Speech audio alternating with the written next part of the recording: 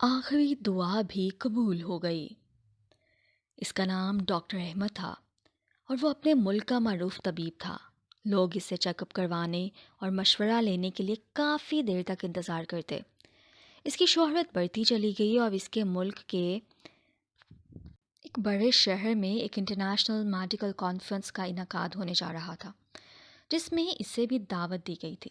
Doctor Ahmad کی خدمات کے پیش نظر فیصلہ ہوا کہ وہ اس کانفرنس میں مکالمہ پڑھے گا اور اسے اعزاز اور شیلڈ اور سرٹیفکیٹ بھی دیا جائے گا۔ ڈاکٹر احمد اپنے گھر سے ایئرپورٹ کی طرف روانہ ہوا۔ آج وہ بہت خوش اور پرسکون تھا۔ آج شام اسے خصوصی تکریم اور عزت سے نوازا جائے گا۔ یہ سوچ کر وہ آج زیادہ خوش تھا، لیکن وہ ساتھ ہی آسودہ ہو جاتا۔ ایئرپورٹ پر معمول کی چیکنگ کے بعد فوراً ہی وہ ہوائی جہاز میں سوار ہو گیا اور اس کی فلائٹ شیڈیول کے مطابق پرواز کر گئی۔ کوئی آدھ پون گھنٹے کے بعد ایئر ہوسٹس کی آواز سنائی دی۔ وہ اعلان کر رہی تھی، معزز حضرات، ہم معذرت خواہ ہیں کہ طیارے میں فنی خرابی کی وجہ سے مجبور ہو کر اسے قریبی ایئرپورٹ پر اتارا جا رہا ہے۔ ہمارے پاس اس کے علاوہ کوئی چارہ نہیں ہے۔ فلائٹ بغیر کسی دشواری کے قریبی ایئرپورٹ پر اتر گئی۔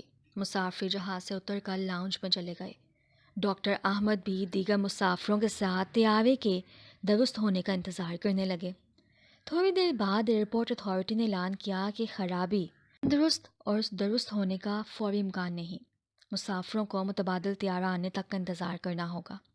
نیا طیارہ کب آئے گا کسی کو علم نہ تھا۔ پھر کچھ دیر بعد اعلان ہوا کہ متبادل طیارہ کل ہی آ سکتا ہے۔ ہم اس زحمت کے لیے معذرت خواہ ہیں۔ ڈاکٹر احمد کے لیے یہ اعلان نہایت تکلیف دہ اور چونکا دینے والا تھا۔ آج کی بات تو اس کی زندگی کی اہم رات تھی۔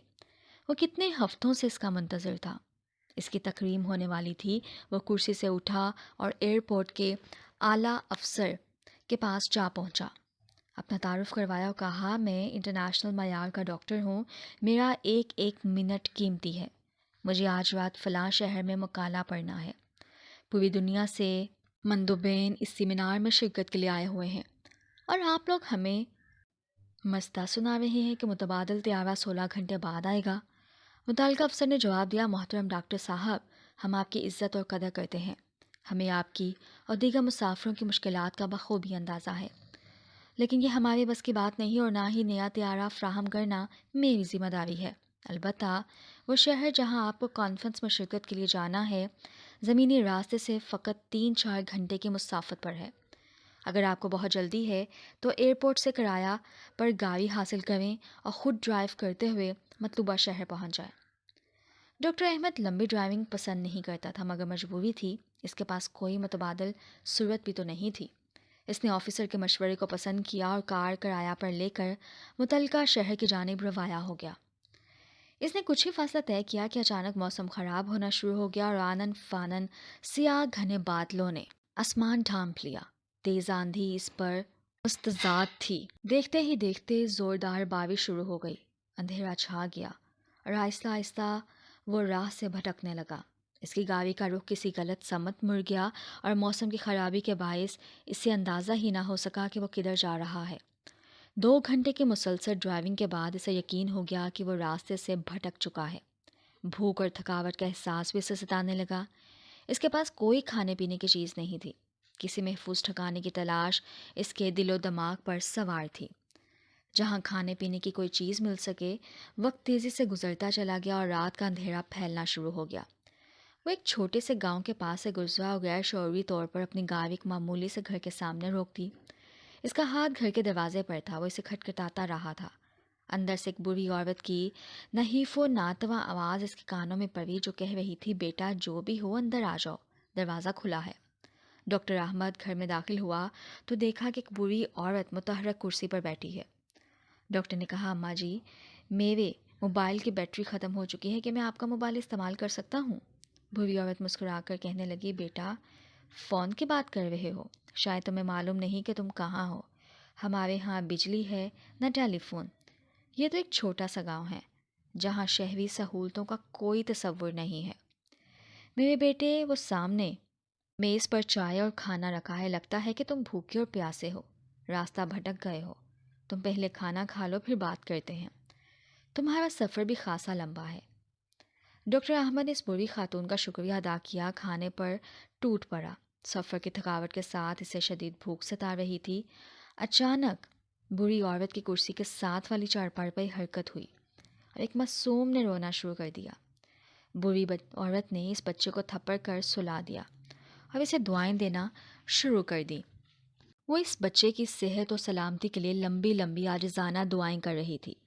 ڈاکٹر صاحب نے کھانا کھایا اور خاتون سے کہنے لگا، اماں، آپ نے اخلاق، کرم اور میزبانی سے میرا دل جیت لیا ہے۔ آپ لمبی لمبی دعائیں مانگ رہی ہیں، مجھے امید ہے اللہ تعالیٰ آپ کی دعائیں ضرور قبول کرے گا۔